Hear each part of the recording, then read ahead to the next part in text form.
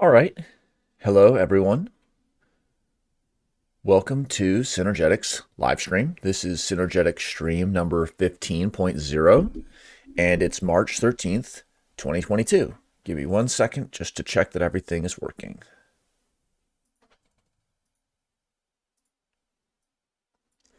All right, awesome. Well, welcome, everyone. Today in Synergetics Livestream 15, the spirit for today is abduction, logistics, and regeneration. Synergetics is participatory, so please leave comments, reach out, give your thoughts, etc. Today in 15, we're going to go over the key memes and themes and things to integrate as usual, and then we'll jump into some different text and multimedia readings. First, we'll go over some Trimtab reading group updates, and then go to Synergetics section 610, Triangulation, and section 000, Humans in Universe. So let's just start with some key memes and themes. Synergetics, it's a relational, multi-scale approach to systems thinking. It's connected to our accessible experience, especially the physical experiences. It doesn't have or use infinitesimals, infinitely small or infinitely large things, or points, lines, and planes, at least in the way that many are used to using them. Synergetics frames design as an anticipatory cybernetic science, as a design science. And Tensegrity is kind of like the physical cousin or realization of Synergetics, just in a way that's analogous to engineering's relationship with physics. A big theme that we'll return to over and over is that space has a shape, and it matters what shape it is if we want to be doing the right kind of design. And structure can be seen as pattern, and that patterning can have a static or a dynamic integrity. Universe is the total scenario. You don't need to say the universe because uni is right there. It's just universe. And any system that's a subsystem of universe is going to have a shape. And tetrahedra is going to be the minimal shape. 4D is a term that comes up also again and again, whether it's Bucky's book 4D Time Lock, or whether there are other namespaces or usages of 4D, just like Kirby's slide down here shows, that we can think about the Coxeter 4D in terms of polytopes, dimensions of math. We can think about the Einsteinian 4D in terms of space and time. And we can think about the Fuller 4D in terms of 4D time lock and all of that. Things to integrate, not too much has changed here. I've added VZome, which is the design software for the VZome geometry, and we've had some awesome sessions on that in the last few weeks, and want to be able to allocate enough time, but today is not that day. So let's jump right in with the Trimtab updates. So Trimtab is a reading group, and there's a mailing list and also a bi-weekly meeting. And I thought it'd be fun just to highlight some of the awesome recent discussions and links, just get a taste of some of the information that is happening in terms of contemporary Synergetics. So here is an email from Noel Coughlin from March 12th, 2022. So that's yesterday. And Noel wrote, I just wanted to share these formulas with people. When the formulas are placed next to one another, we see the symmetrical mathematical process which universe uses to structure its polyhedrons. The first number in each formula begins with the same number as that which was given by Bucky in Synergetics for the various polyhedrons volumes. So here are the equations. And tet has an implicit 1 coefficient. So that's kind of the silent one right here. But then we see that there's these numbers that are coefficients up in front. In Synergetics 240 to 10 to 18, Bucky talks about how there are 6 vectors or there are none.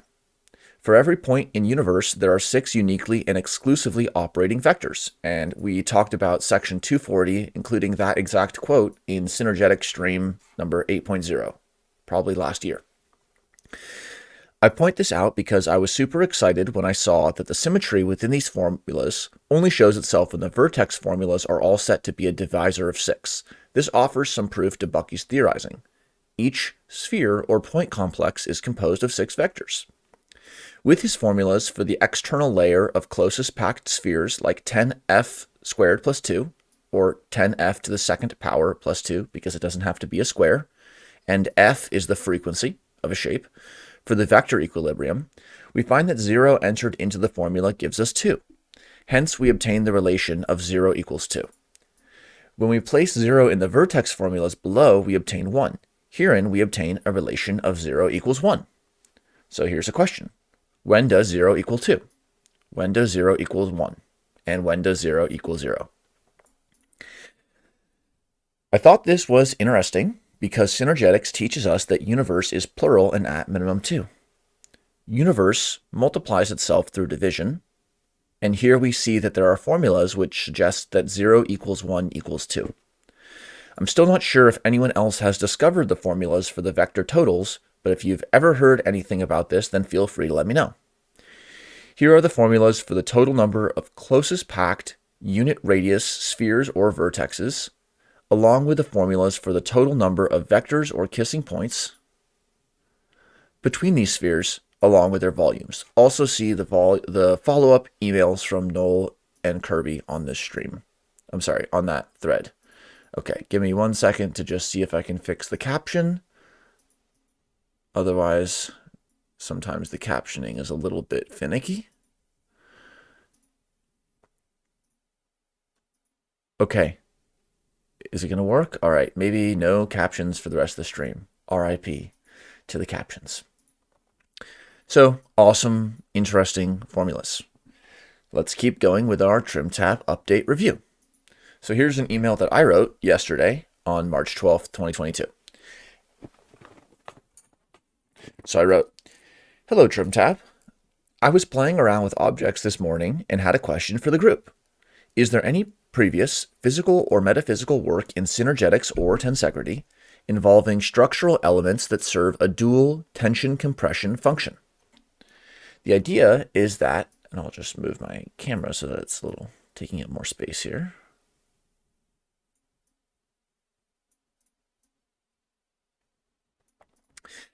The idea is that below a certain length, the length of a metal straw, this would act as a compressive element, and above a certain length, the length of the metal straw, this is a tension element.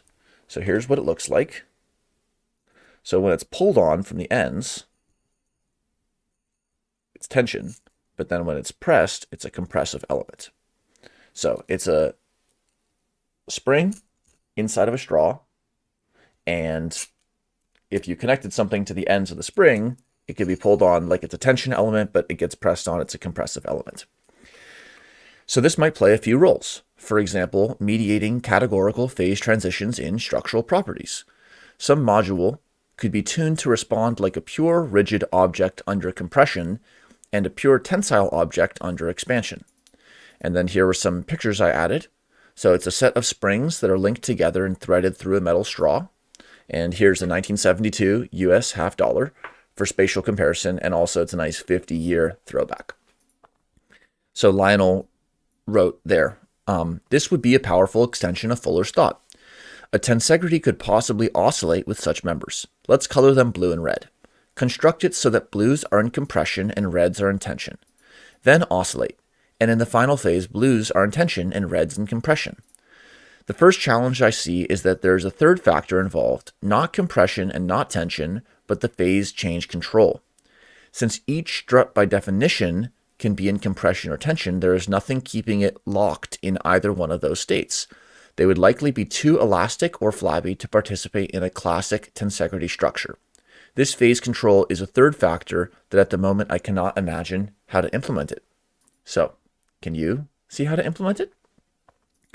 And then Alok Luke Singh wrote, and these are just sections taken from what these people have written. This is not the full email, but Luke wrote, my initial thoughts are that the concept of biotensegrity may be a benefit here. In the simplest, for the body in the biotensegrity model would be compression members are bones and tension members are connective tissues, which could be like muscle and fascia. Okay, awesome. Now the captioning is back. Oh, so now you want to play? Okay. Well, we'll take what we can get with these variously open source and proprietary online affordances. And then continuing on. Muscle is contractile, and at times it is helpful to think of the muscle and the fascia as an integrated whole. There's a triphasic nature of muscle, eccentric, isometric, and concentric. It would seem to me that we are searching for a middle phase, which for the muscles is isometric. I colored it purple here for reference. So this is just a little bit of fun and a cool idea. So if you have any ideas about what may be a use for this type of dual tension compression element, or has somebody else made this type of model, it would be awesome to learn about. And then just to give a third, slightly longer dip into one of the Trimtab updates. Here's an email from Kirby Arner on March 8th, 22. And Kirby is talking about the DSR, Design Science Revolution, in the Silicon Forest. It's a progress report. And so this is also just slightly shortened, but it's all what Kirby had written in an email. And so Kirby wrote, also check out his YouTube channel, of course. Kirby wrote, I continue to offer, one might say, as World Game exhibits, my teaching materials of recent vintage and current use, wherein core elements in Synergetics join the mix of pre-college and college-level topics. The curriculum is fairly seamless. Some aspects. So first, the School of Tomorrow. A useful meme stemming from a useful movie, rarely mentioned on this listserv, The House of Tomorrow, which was first a book. And then here he's going to describe the plot. Bucky fan grandma wants her ward, like the child she's taking care of, to be the next Bucky. But he discovers punk music. How will this resolve? Tension, compression, synthesis. My question, what would the kids' curriculum be like then, were we to take the premise seriously? The movie is only suggestive, leaving the question largely unexplored. Let's go deeper to include the concentric hierarchy at least. Second piece here, Martian math. An excuse to dredge up science fiction as our most imaginative form of investment banking, wherein we hash out the pros and cons in our collective psyche of various scenarios well before the suits get to actually budgeting the numbers. Big projects require planning and organizational machinery. That's something we're going to be talking about later when we go to Synergetics. Quadratic coordinates. Very like XYZ, not any harder to use, especially when developed for interactive use and demonstrating tip-to-tail vector addition, scalar multiplication, and 180-degree inversion, just like their Gibbsian counterparts. A doorway into an alternative paradigm as it grows to encompass the synergetic volumes, i.e. the tetravolume concept. GST, General Systems Theory. There from the beginning, and hinted at here and there in Fuller's corpus. He wasn't copying or directly extending the GST of his contemporaries, he's clear about that. Kirby Arner's first writing to Bucky was regarding the GST stuff. Made in Egypt. He was fresh from Cairo. Interesting travels. I'm not claiming the GST stuff is part of anything but my asynchronous Heuristics for Teachers, the online YouTube episodes, hyperlinked but not so linear. The School of Tomorrow repository is also actually one step removed from Elite School, which I'm currently developing. I've got some quadrays going at the 8th grade level among some of the gifted. The important thing is there's nothing in the academic world that's stopping the DSR, Design Science Revolution, from phasing in at least some of the core elements of American transcendentalism, or nothing serious, meaning the Bucky stuff. Stereotypes, maybe. So stereotypes about what Bucky is or about this area of study, this regime of attention. There's this sense that if the textbook companies haven't done it, that's because it cannot be done. Having worked in a textbook company, I can attest that inertia and pre-existing capital go a long way towards explaining our slowness to change, especially when it comes to repackaging disciplines with a reputation for remaining unchanged, such as high school math. But we know it happens. From time to time, something shifts. Kirby. So just to give a tiny deeper look into some of these links that Kirby is always mentioning, here's from the GitHub repo of 4D Solutions School of Tomorrow. So just a few screenshots and little snippets. So these are some of the topics that are addressed in the School of Tomorrow. So the topics include the concentric hierarchy, which is shown here, Martian math, computer program, scheduling. That's also related to logistics. Wow, the captions. They come and they go, you know. You got to respect them while they're there, but you can't rely on them when they're not. Other topics, though, for school tomorrow: 3D graphics, data science and data visualization, history, literature, cryptography, virology, number theory, group theory, number sequences, nuclear isotopes, arithmetic in bases other than 10, and the philosophy of engineering. So what is the School of Tomorrow? What distinguishes a School of Tomorrow affiliate is a focus on some shared focal points, one of which is the concentric hierarchy of polygons with their tetravolumes. And also, I thought it was kind of cool to look at the history, some of the lessons that are emphasized here, including science fiction through the ages, the Bonus Army, which were World War I veterans requesting payment from Congress, Smedley, fighting Quaker butler, Rajneesh Puram, the Vortex Festival, the Browser Wars and the birth of JavaScript, Occupy Portland and the Hoovervilles, refugees and asylum seekers in Portland, cyberpunk and cryptopunk subcultures, and other topics you choose. So it's a mix of place-based education, which is authentic to where Kirby is in the Pacific Northwest, as well as some of these more general topics. And as always, it comes along with cool interactive notebooks, interesting information about the volume of shapes. Why does it matter that their shapes, volumes are that way? Come find out. What does that mean? Come find out. And then just to show the elite school, the quadrays repo. So what is a quadray? Kirby writes, imagine standing at the center of a sphere with 12 equally sized spheres all around you. You're basically in the center of a vector equilibrium at the corners of a cuboctahedron. So if you close pack the spheres, then you're at the center of a packing where the corners of the midpoints of those other spheres make a cuboctahedron. Every time you step in a random neighboring sphere, you're in the same circumstance of having the choice of 12 next-door neighbors. So that's being described by a random walk in this lattice. Have you seen random walks on chess or checkerboards? Just take the checker pattern and extend it indefinitely around an arbitrary square marked with a lamppost. And so this is the quadray. We're going to move in 4D. And so that's why there's 4 numbers that describe each point. Yes, each of them could be reflected with a coordinate in 3 dimensions, with XYZ or in radial coordinates, but this is going to be represented in quadrays. And so to make our pathway through the CCP, which is the name of this sphere packing pattern, easy to compute and keep track of, we're going to want to label all the spheres with vectorial coordinates. We'll find it convenient to do so using quadrays, an interface bolted on XYZ and easy to reason about independently of XYZ. In the game of vectors, the origin sphere will be labeled 0, 0, 0, 0, and the 12 around it will be the unique permutations of 2, 1, 1, 0. Each time our random walker takes a step, they have one of 12 vectors to choose from. Adding that vector to their current position takes them to a next position and so on along a pathway.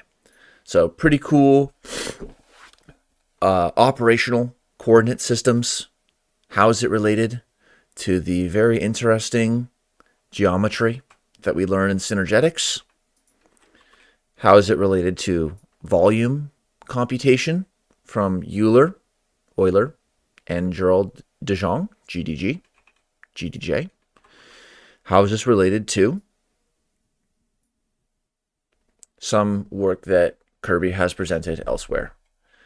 So just to give a few pieces on just some of the stuff that we learn about by hanging out on Trimtab and just paying attention to what our colleagues are telling us day to day. All right, well, that's the Trimtab update. And now we're going to move forward into Synergetics section 610 called Triangulation. So this is going to be a shorter section, and then the following one will be a bit longer. So Synergetics 610, Triangulation, Part 1. By structure, we mean a self-stabilizing pattern. The triangle is the only self-stabilizing polygon. By structure, we mean omni-triangulated. The triangle is the only structure. Unless it is self-regeneratively stabilized, it is not a structure. So I'm going to make my video a little larger so you can see it at least partially. Okay, so we're going to take that tension compression straw that I was playing with earlier and pull out the springs. So here's 4 smaller springs that are attached. And so this is called a necklace. And if you just hold the necklace and you make a square with 4, it's going to be floppy. However, a triangle, if you hold that last piece, it's resilient. So that is how triangle is the basis of all structure.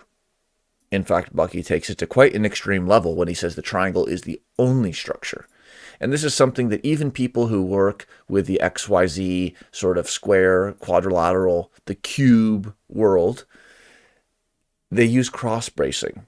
And implicitly or explicitly, even there in the rectilinear houses that we have, triangulation is still the basis of structure. So if you have a necklace and you make it into a triangle, you get a stable polygon, you get a stable shape, you get pattern, whereas every other possible necklace is going to be droopy. Section 3. Everything that you have ever recognized in universe as a pattern is recognited as the same pattern you have seen before. Because only the triangle persists as a constant pattern, any recognized patterns are inherently recognizable only by virtue of their triangularly structured pattern integrities.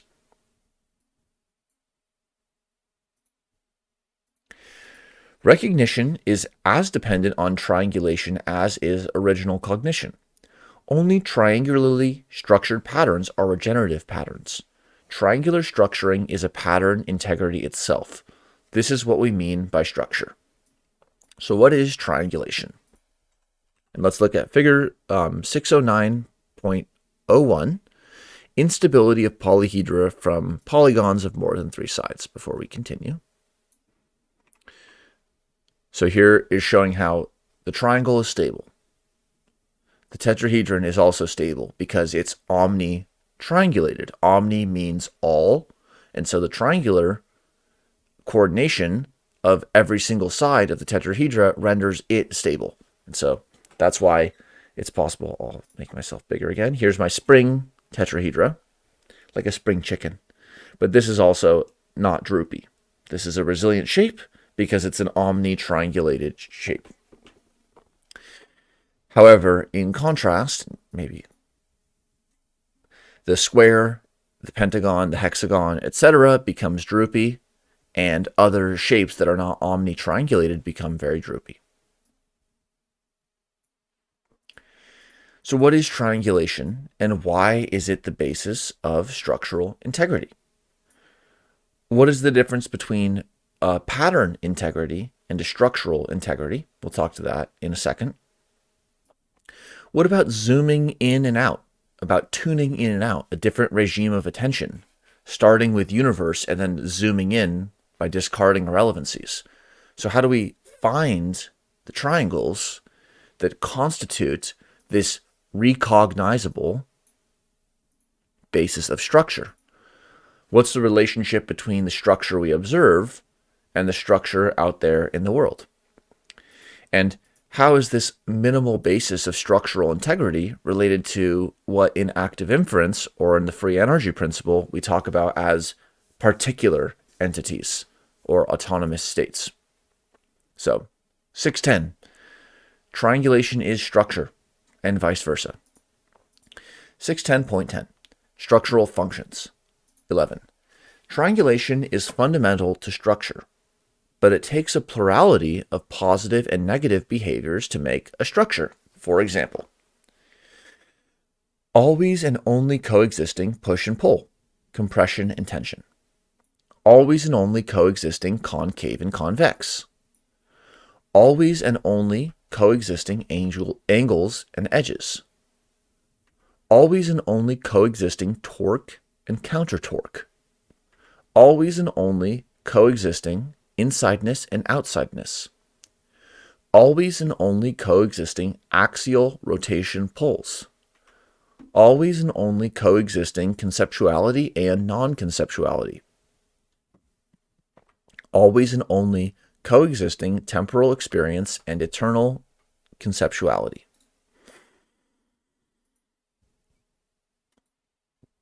12.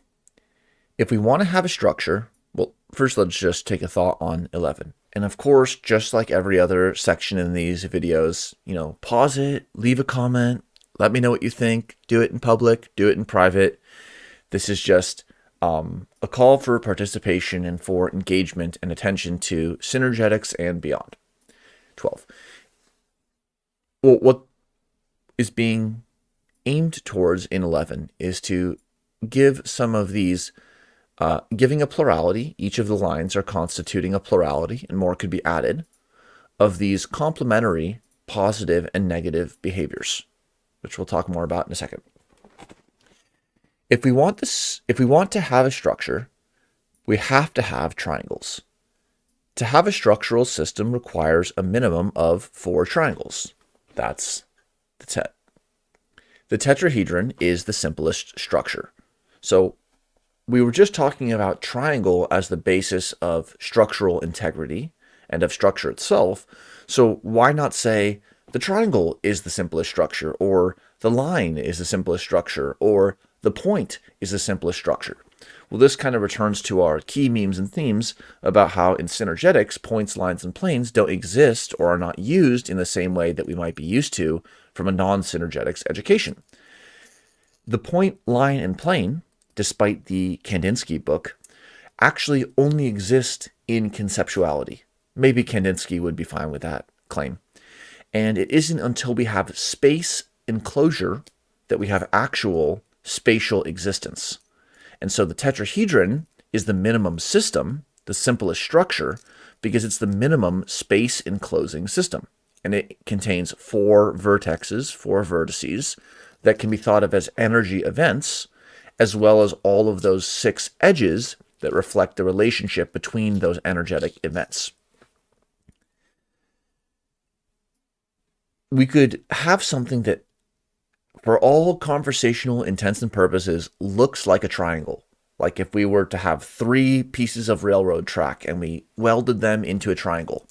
So that could be said just conversationally to be a triangle or to approximate triangular geometry. But of course, if we zoomed in, we would find the close packing of atomic structures. And that is what would be granting that triangular structure at the macro level an ability to actually have pattern integrity, structural integrity. 13. Every triangle has 2 faces, obverse and reverse. Every structural system has intertriangulated division of universe into insideness and outsideness. And so this is where TET as structural minimal system comes into play, because it is partitioning universe into inside the system of interest, the regime of attention, what is being tuned into, from what is outside of the system. Once there is enclosure of space, there's insideness and outsideness. With just a flat triangle or a line or a point, there is no insideness or outsideness. It isn't a thing in terms of active inference. So just a few questions. Think about them, leave a comment, let me know. What does it mean for triangulation to be fundamental to structure? Why does it entail a plurality of positive and negative behaviors to make a structure? So what is this? What are these set of dualities? Are there more? What would they be? How would we know? What is it about these different dualities that come into being that are co-instantiated? What is structure? What is function? What is process? What is pattern? What is integrity?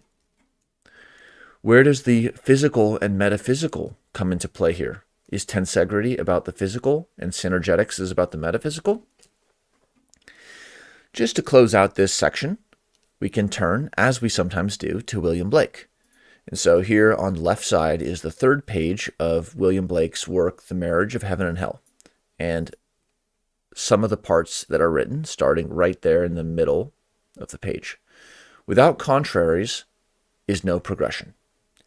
Attraction and repulsion, reason and energy, love and hate are necessary to human existence. From these contraries spring what the religious call good and evil. Good is the passive that obeys reason. Evil is the active springing from energy. And then another Blake selection from Milton, book the second, on the right side here is the page. Now written backwards, right there in the center, it says, contraries are positives. A negation is not a contrary. And so that's the part that it looks like. You can see the backwards text here. What are contraries and negations in synergetics? So convex and concave, which are they? They're contraries. I hope it's okay to say that. They're contraries because they positively, always and only, are coexisting and interaccommodating, or Bucky might say something like that. They're not negating each other. Concaveness and convexness, concavity and convexity, do not negate each other. They're contrary, they're complementary to each other, but they do not negate each other. And that is also other Blake sections, like contraries exist and negations exist not, and all of that. And just one interesting note is, due to the method that Blake used to create these images, it would often require that for something to be printed looking forward, so it could be read like normal text, it had to be inscribed backwards and then flipped through the method of printing, which he called the infernal method. And so it's like that part that looks like it's backwards, he wrote forwards. And all of this part was written in backwards script on the print and then printed so that it was forward.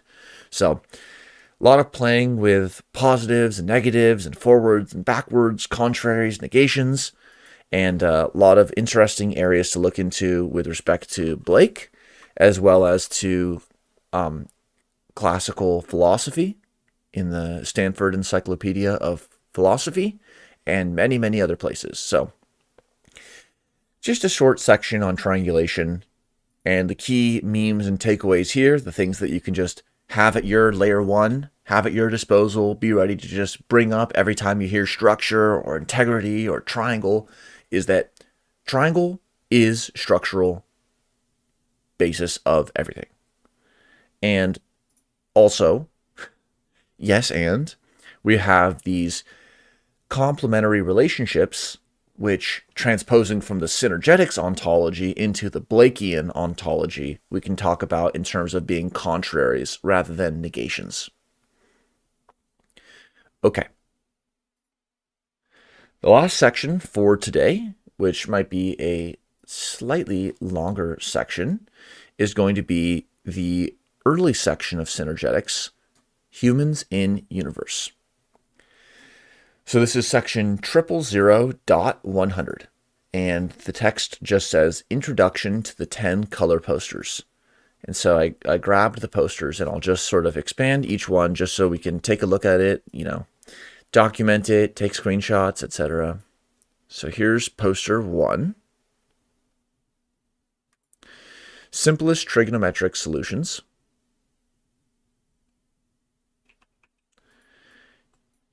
Here's poster 2.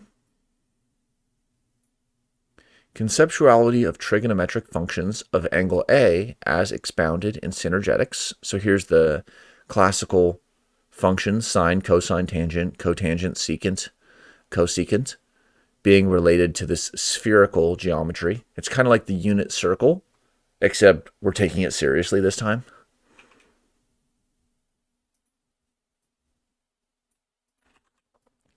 Here's the third poster, plate number 3. This is multiplication only by division.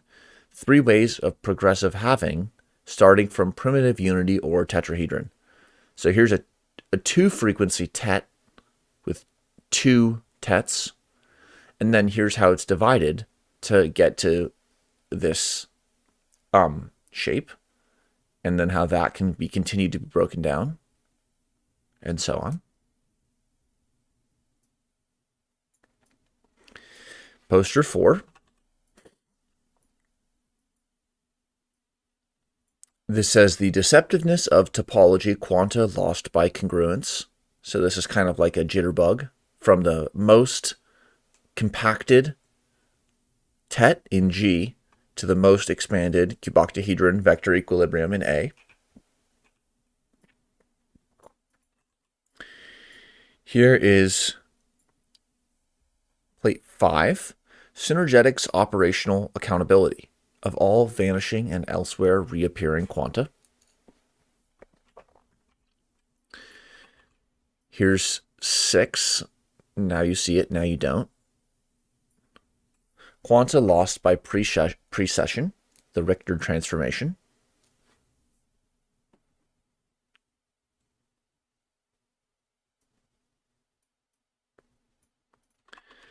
Now you see it, now you don't. But here's number 7. But there it is again. Quantum recovered in the cube. Quantum recovered in the vector equilibrium. Not for today, and I'd love to learn more about it, but just not ready to talk about that yet. Number 8. 4 quanta phases. Gravity more effective than radiation, in spite of identical vectorial energy potential and because of single-linked disintegrative patterning versus double-linked integrative patterning. So here's that tet, and here are the different edges. They're colored differently, and these are going to be this says tuned out as radiation, and this says tuned in as matter, and this is 1 quantum of energy equals the 6 vector symmetry. Kind of what Noel was talking about just earlier in this discussion. So we take that 6 vectors, and that's the minimal system. And then just 9 and 10. So here's 9. Very beautiful image. Cosmic hierarchy of inter-rationally phased, nuclear-centered, convergently divergently intertransformable systems, and then their volumes are presented there. And so they're nuclear-centered. They all share the same nuclear point. And then they're intertransformable through these interoperabilities. And then there's all of these amazing overlays and ways that we can explore the different edge and positions. And then just the last one, which is kind of more of a subtle poster. It says radiant photons. Pretty beautiful. All right, so that was just a quick little break to start section 000, Humans and Universe. And now there's going to be a fair amount of just reading and listening and thinking. It's going to be a narrative, #narrative information management, of humans in universe or humans in the world as system, spaceship Earth. So here we go. 101. The combined land areas of Africa, Europe, and Asia embrace within their perimeters the Mediterranean, Black, Caspian, Aral, China, Arabian, Red, Baltic, and North Seas. Although their area was historically thought of only as a flat universe sandwiched between heaven above and hell below, and seemingly stretching away to infinity in all lateral directions. Yet, the total land area of this flat world constitutes less than 17% of the subsequently discovered to be spherical planet Earth's surface. All the great empires of written history before AD 1500 lay well within that known flat world. It was and as yet remains the spontaneous theater of popular historical conceptioning. So it's kind of the old world. It's where we came from. It's that narrative. Whether we draw a bigger red circle or whether some people have a slightly smaller red circle, the point is it's a smaller piece of our whole planet. 102. How did this pervading historical concept become outdated? What changed the terrestrial conceptioning adopted by the leaders of the world's power structures? That's one of the questions we're going to be exploring. 103. When the archaeologists' artifact-proven history of mathematics opens 4,000 years ago in Babylon and Mesopotamia, it is already a very sophisticated science. Mathematics may well have had its beginnings much earlier, in India or Indochina, as it is an art and science that has traveled consistently westward. Over 3,000 years ago, the Greeks made further magnificent contributions to geometry, algebra, and calculation. Then about 2,000 years ago, the Roman Empire all but obliterated mathematics. A little more than 1,000 years ago, Arabs and Hindus traveling through North Africa began to restore some of the ancient mathematics to the westward evolving culture. When Al-Khwarizmi original 8,800 treatise on algebra was republished in Latin in Carthage in 1200, it required a further 200 years for his elucidation of the function of zero, the cipher, to be diffused into the university systems of Europe. So, classical Buckyisms, I'm just reading it out verbatim. Is it true? Do you have more information? Do you have better information? Different information? Is this accurate? Would be great to know. 104. The cipher made possible the positioning of numbers, which in turn facilitated division and multiplication. Imagine trying to multiply or divide with Roman numerals. Impossible. The Renaissance began with the new calculating facility introduced by the cipher. The cipher was not only an essential tool in the work of Copernicus, Kepler, Galileo, and Newton, but it also brought about Columbus's revised concepts of terrestrial navigation. It went on to instrument the mechanical and leverage calculation capabilities of Leonardo da Vinci. And in the art of ship design, the cipher gave birth to structural and mechanical engineering, which made possible the intertensioning and compressioning calculations of the ribbed structural strength of a sailing vessel as well as that of its vast wind energy-driven complex of compression and tension spars, sails, and rigging, replacing the trial and error guesswork that had previously been used in naval and land architecture.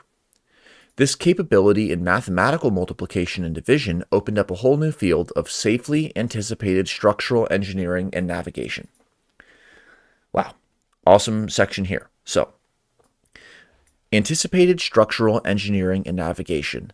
This connects Trimtab navigation to the cybernetic anticipatory design science revolution, which is the anticipation of structural needs and the engineering for those needs. And then Bucky connects this to the introduction of the cipher and the increased uptake of the cipher, which facilitates calculations that previously would have been challenging. So, new kinds of calculations were possible because there was a movement from one number representation system to another number representation system. So whether you're writing it in so-called Roman numerals or using the base 10 with a cipher with a 0, if you have two people and each want 2 oranges, you still have 4 oranges that you need. So we're still talking about the same territory in a sense, but we're using different maps to navigate in that metaphysical territory. And so that's why, not to get too directly to what we talked about earlier, or in every single stream, we're looking for a way to move from the XYZ paradigm into the synergetic paradigm. And so there'll be things that would be like using Roman numerals for in the XYZ that we'll be able to do fluently in the synergetics paradigm as if it was the cipher. So it's not going to be exactly the same because this is about numbers and synergetics is vectorial geometry, but it's really tantalizing and already has borne fruit that there are problems that we can reconceptualize in the synergetic paradigm that give us a new edge as opposed to doing the XYZ 90-degree rectilinear world. So let's turn to the 105 and think about logistics and planning and all those other things that we were talking about. 105. This new anticipatory science made large engineering projects possible, but it became known to and then was employed by only the world's richest schemers, monarchs, nations, and pirate enterprisers. No others could afford to buy great ships. With more powerfully engineered ships, humans emerged westward through Gibraltar to explore the Atlantic, to sail around Africa, to reach the Orient and the Pacific by water, and to circumnavigate the globe. Thus it became public knowledge that the old, open-edged, infinite world system had closed back on itself in all circumferential directions to become a finite system, a closed sphere. The monarchs and merchants realized that within the closed system, whoever commanded the line of most efficient high seas supplies would become the masters of world wealth. Ships could carry cargoes that overland caravans could not. So, continuing to 106, and then we'll give a comment.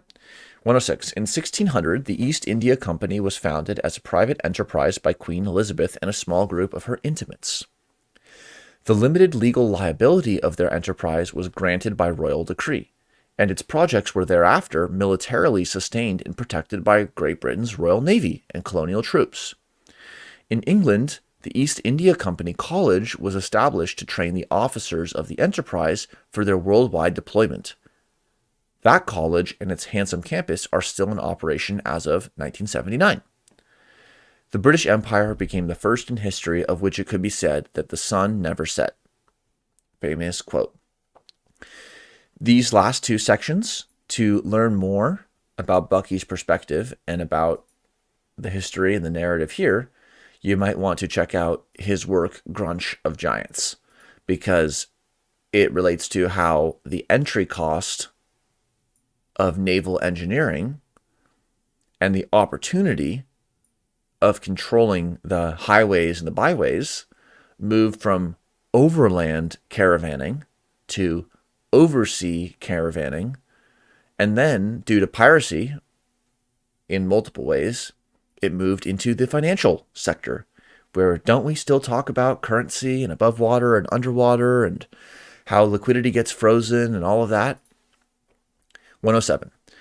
As professor of economics at East India Company College in 1810, Thomas Malthus became the first economic authority ever to receive in toto the vital statistics of a world-embracing spherical empire. At the very end of the 18th century, Malthus published his documented thesis that humanity was multiplying its numbers at a geometric, exponential rate of gain while increasing life support production at only an arithmetic or linear rate of gain. And since the Earth is a finite closed system sphere, it apparently became scientifically manifest that there is a fundamental inadequacy of life support on our planet. Until then, all opinions on such matters had been pure guesses. So this is what is sometimes called Malthusian economics or Malthusian analysis, and kind of the classic curve is that you have some constant or constantly increasing amount of support that can be provided, and then you have some exponentially growing need, like number of people. And the idea is that eventually the exponential is going to outpace the linear, whether it's flat or even increasing a lot, such that there will not be enough for everyone. That's Malthusian. 108. A third of a century after Malthus, Charles Darwin attributed biological evolution to survival of only the fittest species and individuals within species. Though he denied there was any economic significance in his theory of evolution, the economists insisted that superior physical fitness obviously governed economic survival as well. Karl Marx accepted the scientific viewpoints of both Malthus and Darwin when he declared in effect that the working class is the fittest to survive. They know how to use the tools and to cultivate the fields. The wealthy are parasites. This inaugurated the supranational concept of two worldwide political classes and two competing theories of political organization. So, Bucky and biology, it's a topic for another day. I'm an evolutionary biologist, and so sometimes the way that Bucky glides over what Darwin did or didn't say, or how evolution is or isn't meant to be interpreted, it leaves some room for improvement, but that's what we're doing here and now, or sphere and now, as Stroopy might say. We're able to read what Bucky wrote verbatim and have our own perspectives and takes. So, as with everything else that comes up, if you disagree and you have a reason or not, just express it. Be active in your synergetics education, and there's no need to take what any person says, any of these names listed here, or Bucky, or anyone, as giving just simply the true information. It's always a perspective and a linear projection down into rhetoric and symbolic strings. 109. As a consequence of the discoveries of Malthus and Darwin, all the great political ideologies have since adopted a prime philosophy that says, "You may not like our political system, but we are convinced that we have the fairest, most logical, and ingenious method of coping with the inherent inadequacy of terrestrial life support. But since there are others who disagree diametrically about the best method of coping, it can be determined only by force of arms which system is the fittest to survive. Thus, survival of the physically fittest became the basis for national departments of defense with their priority of access to the most advanced science and technology. The military took command of all the highest performance materials, brains, instruments, and tools of production." 110. Mutually 110. Mutually assumed survival only of the fittest is the reason why the United States and the USSR have for the past 30 years appropriated $200 billion annually to buy ever more effective weapons of potential destruction. The great political and industrial power structures have all become supranational comprehensivists, while the people have been passport chained to their respective 150 national preserves. The people have become educationally divided into specialists for exploitation by the supranational powers, who divide to conquer and divide to keep conquered. A little bit of a different twist on the multiplication only by division.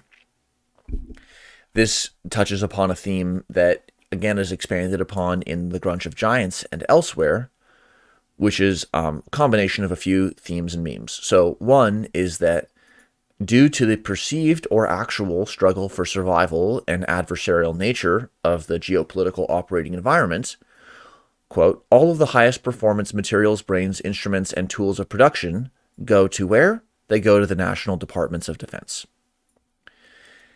Then Bucky takes it into the specific case of the, at the time of writing in the 1980s, the expenditures and some of the tensions and the number of countries that existed, and then connects that fragmentation of the crew of Spaceship Earth, that's us, into countries that are perceived to have adversarial interest, and relates that to the way that in education there's division into specialists.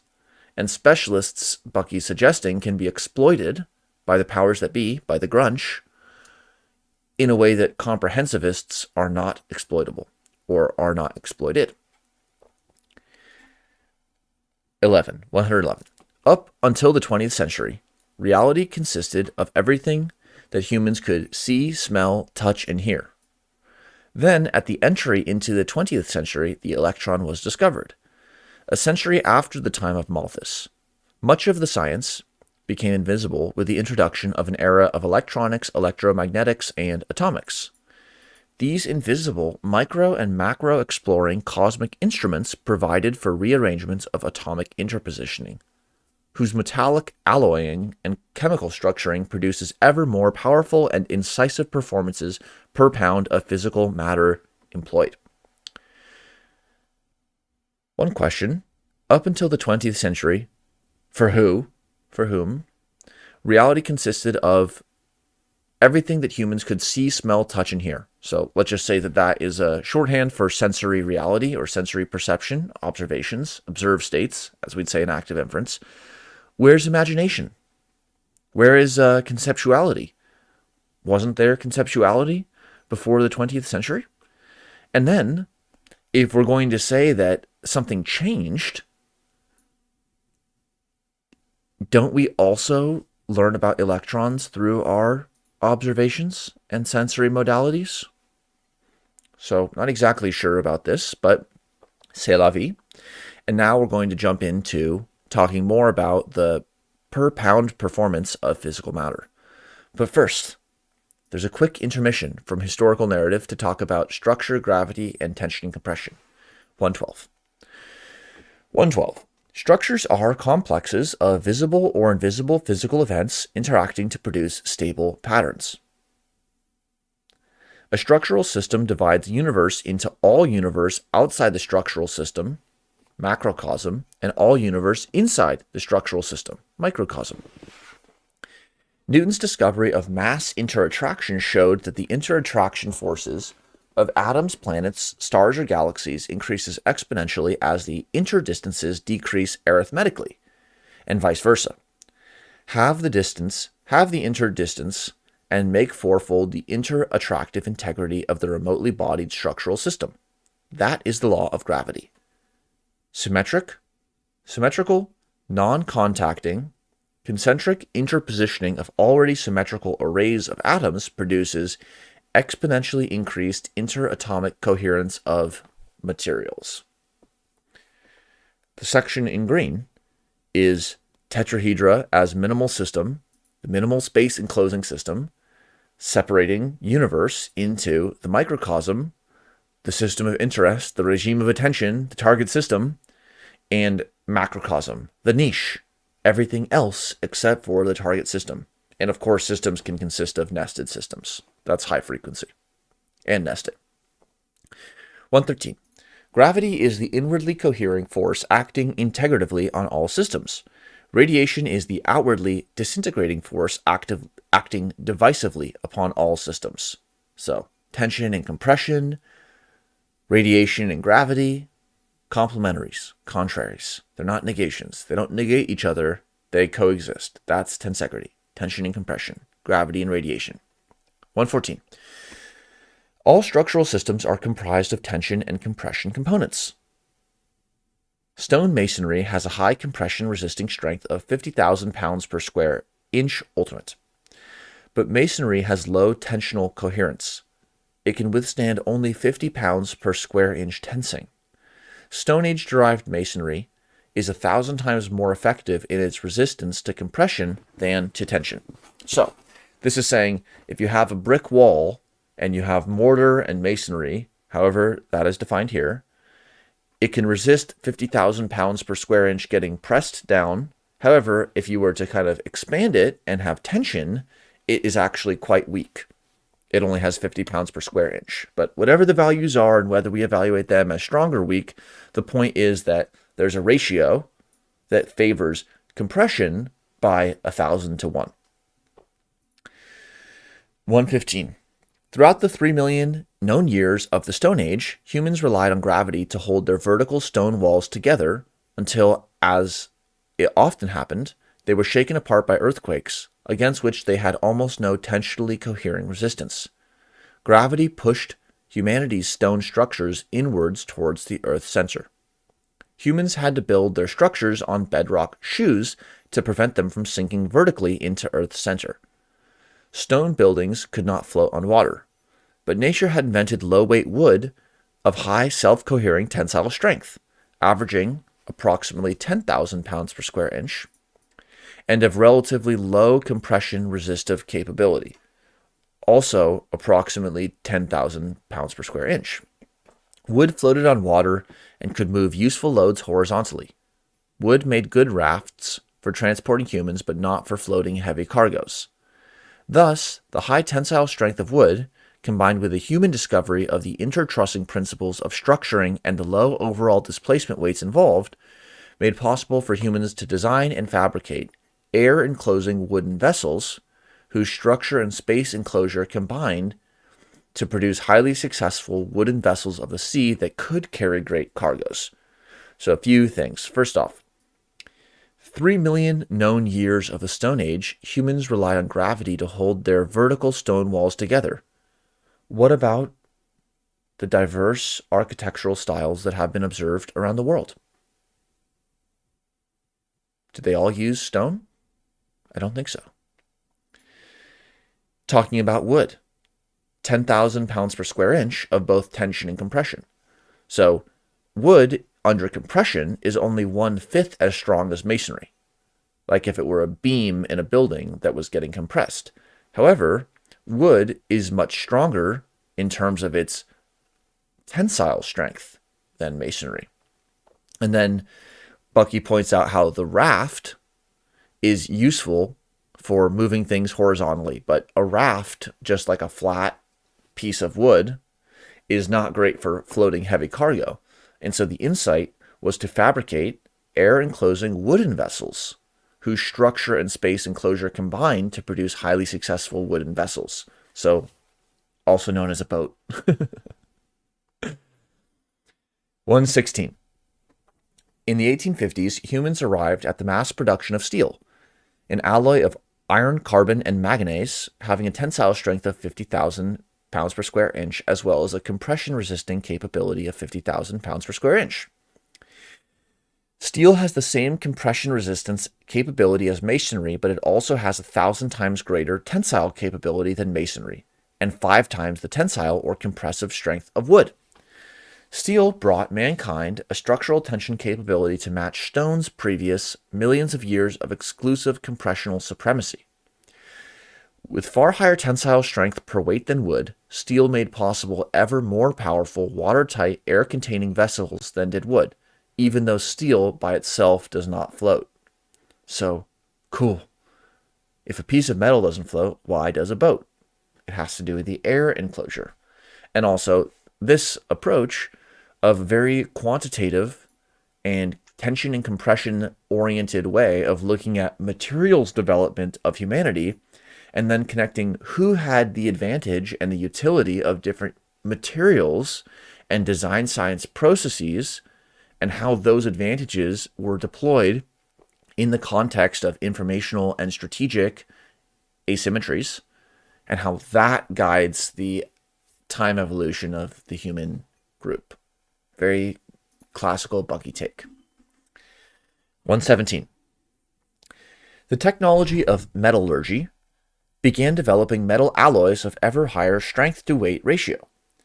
Out of this came aluminum production by the opening of the 20th century and aluminum alloys and stainless steel by the 1930s.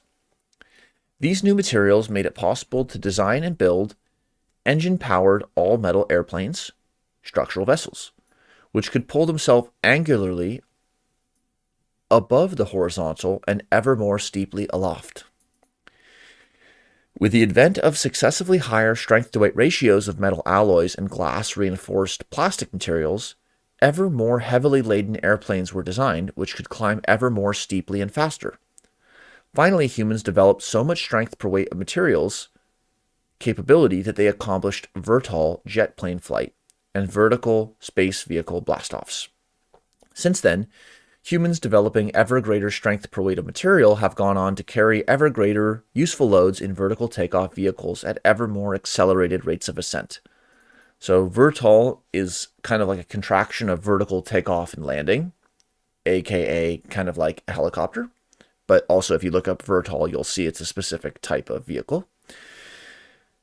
One interesting area of exploration might be to connect what Bucky is exploring with metallurgy to alchemy. And one other interesting note is that previously a boat could only pull itself angularly horizontally. And then with a plane or any other kind of flying vehicle, you have the ability to not just taxi, but also to take off. And so that's flight, is when all of a sudden the vehicle is able to change its elevation. 118. As of the 1970s, the human mind has developed a practical tensile structuring capability of 600,000 pounds per square inch. The means of accomplishing this new and overwhelming structural strength has become entirely invisible. Fully 99% of humanity has as yet no idea that this increase in tensile capability has come about, or how it came about, or why it works. While humans cannot see the ever-lessening interatomic proximity of atoms and electrons of electromagnetic events, They can witness the ever more vertical takeoff angle capabilities manifesting human comprehension of the fundamental structuring principles and their military developments and profitable commercial usage. But only vast money investments or vast governments can afford to exploit the increased technical advantages. So, where are we at today in hashtag 2022? What is our tensional capacity? What is our attentional capacity? Reducing the interatomic proximity of materials through alloying produces materials with higher tensile strength. And so that has become invisible because we could differentiate wood from metal, but alloys of metal are difficult to understand their differences, and they also have very nonlinear properties. But we are indeed in a time of materials development. 119. Before the airplane, humans said, "You cannot lift yourself by your bootstraps." Today we are lifting ever lighter and stronger structural vessel selves by our ever less effort of our scientific know-how bootstraps. No economist knows this. It is the most highly classified of military and private enterprise secrets. Industry now converts the ever-increasing work capacity per pound of materials invested primarily to yield monetary profits for the government-subsidized private enterprise producers of weapons. So there's a lot here. Bucky is all about doing more with less. Less weight, higher tension. Or less fertilizer, more regenerative agriculture. Doing more with less. We're flying high, we're doing it live, we're doing more with less. However, in the context of that adversarial grunch scenario that we've been talking about, that Malthusian paradigm and adversarial paradigm, it's like a win-lose or even a lose-lose paradigm rather than a win-win green pill. The knowledge about how to do more with less can basically go two different ways. Bucky says it is the most highly classified of military and private enterprise secrets. So in other words, doing more with less gets co-opted into either two different channels. Either it involves winning warfare better with less, or making more profit with less capital. Military, industrial, complex. Doing more with less. Win-lose. Who loses? Who wins? 120. Now in the 1970s, even though here I am 50 years later,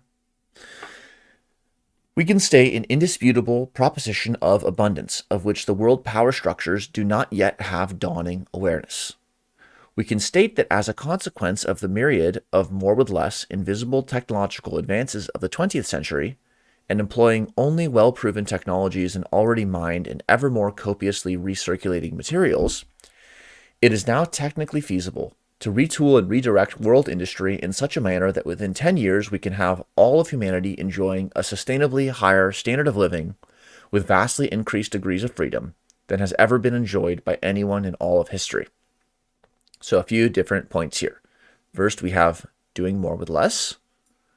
We have invisible technological advances. We have not discovering more mines, but recirculating materials through recycling. So there was one calculation, I don't know what book Bucky did it in, where he calculated the cost of opening a new mine and the enrichment of the ore for copper or aluminum in comparison with going to a so-called landfill and extracting the metals from there. And the landfill has a higher density of those metals than the ore does. So why do we build more mines? And then this section in red. Of course, it didn't happen that way, specifically. That we did manage to pivot from weaponry to livingry. And some days it doesn't feel like we're doing it now either. But maybe we're still on the critical path. And Bucky was being optimistic or motivational with 10. And I just hope that we are on that critical path indeed. 121. During this 10-year period, we can also phase out all further use of fossil fuels and atomic energy, since the retooled world industry and individual energy needs will have become completely supplied by our combined harvests of electromagnetic, photosynthetic, chemical, and biological products of the daily energy income initially produced by sun and gravity. Industry, retooled from weapons production to living reproduction, will rehouse the deployed phases of world humans by single-family, air-deliverable, energy harvesting, only rentable dwelling machines. When humans are convergent, they will dwell in domed-over moon crater cities that will be energy harvesting and exporting centers rather than energy sinkholes. Awesome regenerative vision that human, as local sense maker, would forage, harvest, and export energy. We could be a source of light and energy rather than being a sink of light and energy. This point about only rentable is pretty interesting. It's kind of like you'll own nothing and be happy, but make it buggy. And then this is the classic Buckyism about the pivot from weaponry to livingry. Bucky looked around after World War II and is like, great, we have the aluminum production facilities. Let's just make the Dymaxion house.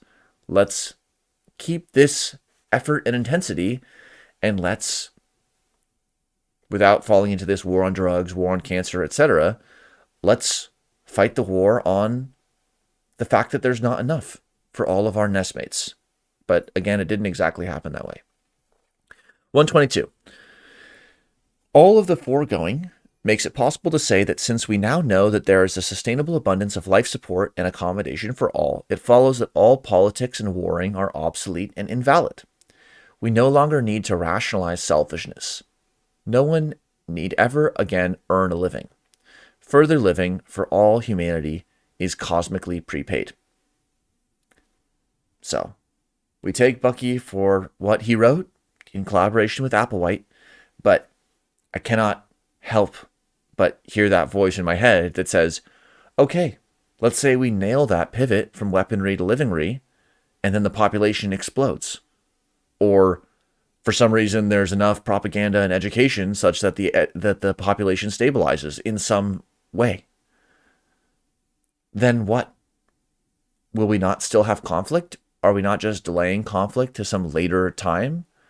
What about the game theory of somebody who is wanting to do more with less in an adversarial mindset when this system exists?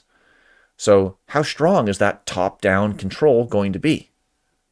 Oh, well, you see, you're only renting your Dymaxion house, so we're going to shut down your Dymaxion house as soon as you're not doing what our sense of doing more with less is. So how will we have pluralism, but also sustainability? It's like the tolerance paradox. You can tolerate, but then it's possible to tolerate the intolerable, especially when there's differential sensitivities in a community. So how will we make this work? And we don't have to know up front, but we will have to know because we will have to enact it. 123. Why don't we exercise our epical option? Governments are financed through taxation and would have no way of putting meters between the people and their directly received individual cosmic incomes. So too, private enterprise should no more meter the energy than it meters the air. But all of Earthians' present power structures, political, religious, or capitalist, would find their interests disastrously threatened by total human success. They are founded upon assumptions of scarcity. They are organized for and sustained by the problems imposed by the assumption of fundamental inadequacies of life support. So, a few points. Governments are financed through taxation. Are they? Different times, taxation might play a different role, but what about debt obligations, or what about printing money? And then this is a very funny pun. They'd have no way of putting meters between the people and their directly received individual cosmic incomes. So meters could be like distance, like 3 meters, or this could be like a meter, like a PG&E smart meter. And it's like, no, actually, even with solar panels, the government still does intervene with their meters, unfortunately. And then this is sort of a suggestion, could be optimistic, could be naive, could be fallacious, that all the current political power structures, as well as these other kinds of power structures, are founded implicitly or explicitly upon this Malthusian assumption of scarcity.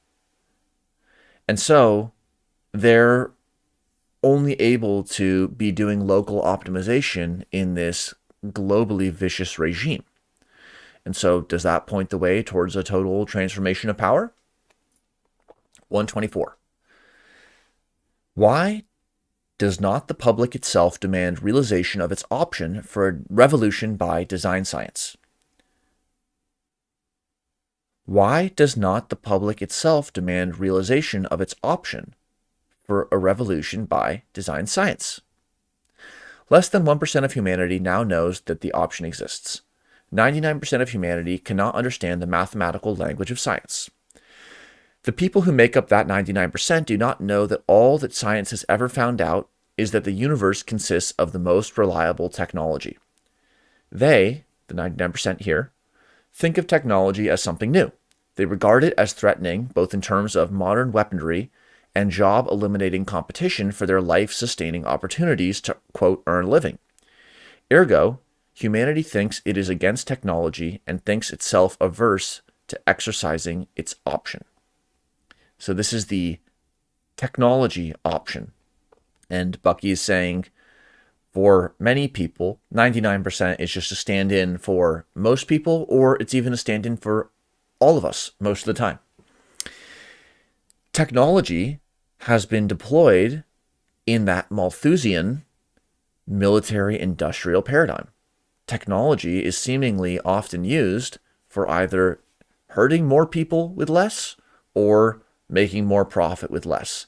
And even when the technology is ostensibly about like medical technology, it still is wrapped in this layer of social control and medical, etc., so that even if the technology at its like core kernel layer is something that could be used for healing, sometimes it gets really messy with all the layers of capitalism and control that get layered on top. And this is an interesting claim by Bucky, that all science has ever found out is that the universe consists of the most reliable technology. Why does he say the universe? Maybe because he's speaking a little bit more informally or outside of the Synergetics ontology, talking more about like what other people think. But it's okay. 125. The fact that 99% of humanity does not understand nature is the prime reason for humanity's failure to exercise its option to attain universally sustainable physical success on the planet. The prime barrier to humanity's discovery and comprehension of nature is the obscurity of the mathematical language of science. Fortunately, however, nature is not using the strictly imaginary, awkward, and unrealistic coordinate system adopted by and taught by present-day academic science. So, the obscurity of the mathematical language of science. Well, one easy take there is like, Bucky, are you really helping with this esoteric language? And of course, there's a few comebacks, which is that Synergetics is not the final text. It's kind of like a catalyst text that helps us hopefully make not just more accessible mathematical, linguistic, and graphical artistic representations, but also results in physical artifacts. So yes, you could go down the rabbit hole with Kirby et al. On the quadrats, or you can hang out with your child, hang out with your larva, and play with a tet. And maybe that's all part of a bigger picture. And so we do need the mathematical details, otherwise they either get lost or co-opted by grunge. However, it's the fact that even the mathematical system in Bucky's framing is using this XYZ fake news paradigm.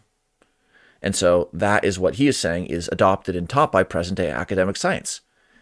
Harkening back to what Kirby had just been discussing earlier in this conversation, that The textbook manufacturers aren't teaching quadrays. I mean, every math textbook is XYZ, right? So it cannot be done. There cannot be a quadrays textbook. There cannot be a paradigm shift in elementary or middle school or high school or college or graduate or postgraduate math. Why not? Let's do it. 126. Nature's continuous self-regeneration is 100% efficient, neither gaining nor losing any energy. Nature is not employing the three-dimensional, omni-interperpendicular parallel frame of the XYZ axial coordinates of academic science, nor is nature employing science subsequently adopted grams, centimeters, second, weight, area, time, exponents. Nature does not operate in parallel. She operates in radiational divergence and gravitational convergence. She grows outwardly by omni-intertriangulated structuring from nuclei. So many places to jump in here, but this is related to Knoll's formulas at the beginning of this conversation with the frequency of shapes and about how many spheres are needed to pack different shapes of different frequencies. And that's kind of like accreting larger and larger versions of the shape of different frequencies. And this is the CGS system, the gram, centimeter, second. Somebody might say, well, yeah, you can make these critiques against the XYZ system, but I mean, centimeters, grams, and seconds, am I right? But it turns out that actually the relationship, the pegging or the tethering of these to each other in the SI system is very much predicated upon the XYZ. Like 1 gram of water at 4 degrees C is 1 centimeter cubed. And so that is what ties distance measure, the centimeter, to the mass measure of the gram. So what if 1 gram of water were 4 degrees C of 1 tet volume of 1 centimeter on the edge? So that would be like if we were to bake in this relationship between mass and distance in a tet-centric way with a tet volume and a 60-degree coordination and a nuclear accretion model rather than the XYZ model.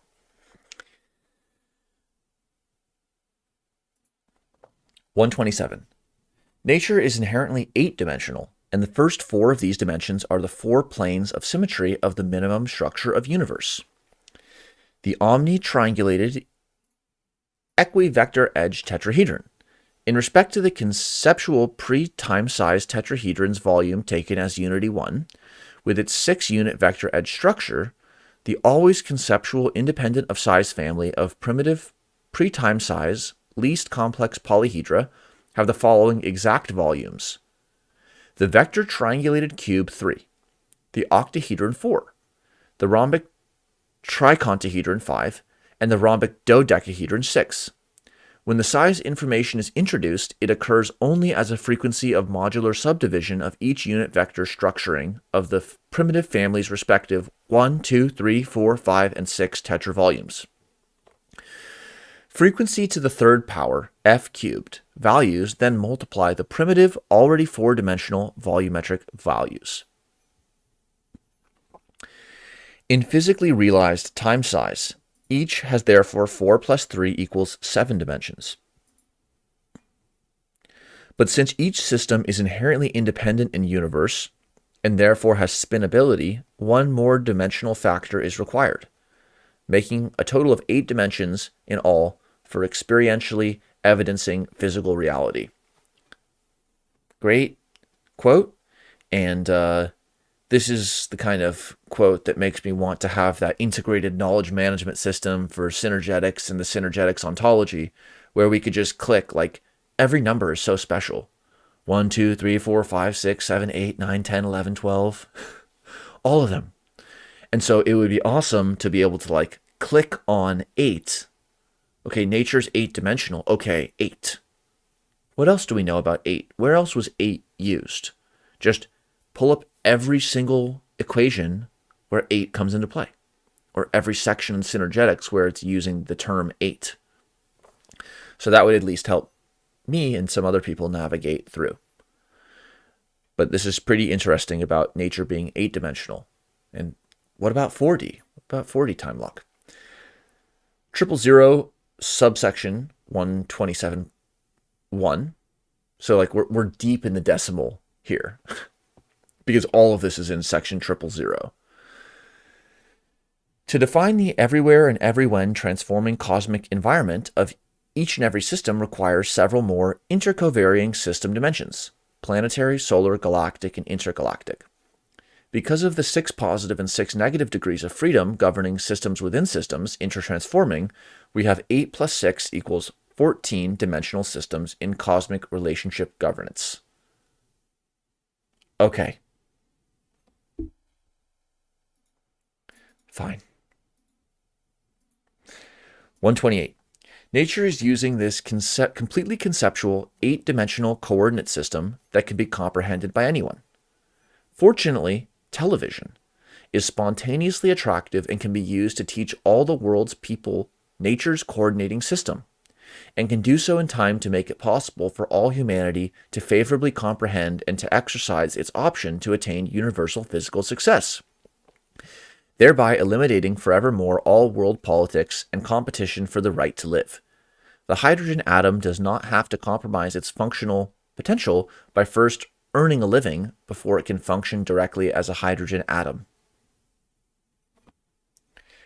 Pretty interesting in orange. So this notion of attraction and repulsion, tension, compression, we've talked about from a physical perspective, but as I sort of hinted at earlier, it's also attentional. It's not meaning without tension, attentional, but attention, like a regime of attention in active inference. And so the technology that Bucky knew to be very attention-grabbing was television. And so now it might even be said that we have some more advanced technologies of attention management and shaping to design and perturb regimes of attention. So maybe it's even more possible than it was before. But of course, if the attention is going to be controlled and shaped by the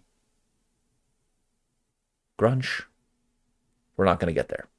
So how can we harness attention and bring it into our control? What is the role of cognitive security? 129. Nature's coordinate system is called synergetics. Synergy means behavior of whole systems unpredicted by any part of the system as considered only separately. The eternally regenerative universe is synergetic. Humans have been included in this cosmic design as local universe information gatherers and local problem solvers in support of the integrity of the eternal, 100% efficient, self-regenerative system of universe. In support of their cosmic functioning, humans were given their minds with which to discover and employ the generalized laws governing all physical and metaphysical, omni-interaccommodative, ceaseless intertransformings of universe. Awesome. What is synergetics? Well, nature's coordinate system is called synergetics, and synergy is referring to emergence. Last page, 130. At present, 99% of humanity is misinformed in believing the Malthusian concept of the fundamental inadequacy of life support, and so they have misused their minds to develop only personal and partisan advantages, intellectual cunning, and selfishness. Intellectual cunning has concentrated on how to divorce money from true life support wealth. Second, cunning has learned how to make money with money by making it scarce. As of the 1970s, muscle, guns, and intellectual cunning are ruling world affairs and keeping them competitive by continuing the false premise of the universal inadequacy of life support. If mind comes into supreme power within a decade, humanity will exercise its option of a design revolution and will enter a new and lasting epoch of physical success for all. If not, it will be curtains for all humanity within this century. Which one of those happened / is happening? 131. In complement with Synergetics 1 or 2, the books, the posters at color plates 1 through 10 may clarify for everyone the few scientific conceptions and mathematical tools necessary for universal comprehension and individual use of nature's synergetic geometrical intertransformings. So those 10 posters, that's kind of like Bucky's greatest meme hits. Before there was the image meme, macro format, there was Bucky. And then, closing footnote. Rudyard Kipling labored under the only you or me philosophy, but he was inspired by thoughts that it might someday be otherwise. And so I'll read this whole poem by Kipling called When Earth's Last Picture is Painted. So here's what Rudyard Kipling wrote. When Earth's last picture is painted. When Earth's last picture is painted and the tubes are twisted and dried, when the oldest colors have faded and the youngest critic has died, we shall rest and faith, we shall need it, lie down for an aeon or two, till the master of all good workmen shall put us to work anew. And those that were good shall be happy, they'll sit in a golden chair, they'll splash at a 10-league canvas with brushes of comet's hair, they'll find real saints to draw from, Magdalene, Peter, and Paul, they'll work for an age at a sitting and never be tired at all. And only the master shall praise us, and only the master shall blame. And no one will work for the money, no one will work for the fame, but each for the joy of the working, and each in his separate star will draw the thing as he sees it, for the God of things as they are.